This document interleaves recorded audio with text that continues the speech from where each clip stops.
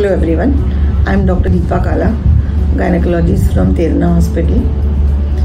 Today we are going to talk about cervical cancer. Cervical cancer is the fourth largest cancer among the women in the world also.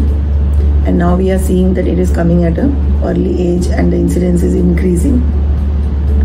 It is a cancer of the mouth of the uterus, which is known as the cervix. Its advantage is that it is easily accessible and can be checked from in an easy way.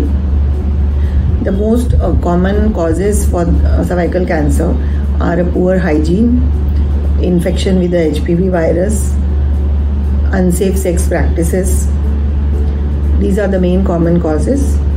The common symptoms which we see are a persistent white discharge per vaginum, bleeding intermenstrually during the cycles, or postcoital bleeding. These symptoms should not be ignored. Early detection of the cancer of the cervix helps us to treat it in a full manner, so the patient can have a healthy, full long life after the treatment. The way to detect the cervical cancer is doing with a pap smear. The pap smear can tell us about any early stages or early changes in the cervix which can further lead to the cancer. And we also do a HPV testing of the cervix, which will tell us whether the infection is present or not. If the HPV infection is present and it persists, there is a definite chance that it is going to lead the patient to cancer. The way to prevent or save ourselves from the cervical cancer is having a good healthy lifestyle and a good immune system. Second one is following the safe sex practices and using the barrier contraception. And the third one is we can do a vaccinate ourselves with the HPV vaccine. The HPV vaccine, as has been told in the budget 2024 recently, that it will be made free in our country for the children between 9 to 14 years.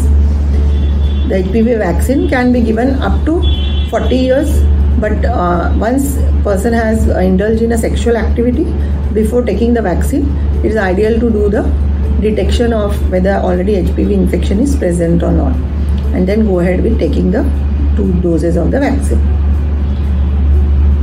The pap smear test should be started at the age of 21 years and it has to be done every 3 years to have a safety that it lasts for 3 years. That once it is a negative, then we have to repeat it after 3 years. If we are doing the pap test along with the HPV test, then it can be done once in every 5 years.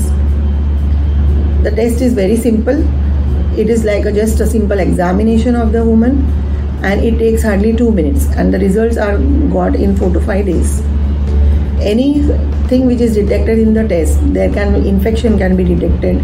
The reason of a chronic infection or chronic discharge can be detected, and in the early stages especially, simple small treatments locally will also help to treat the patient, and which will prevent the further development of or progression of the lesions to cancer of the cervix.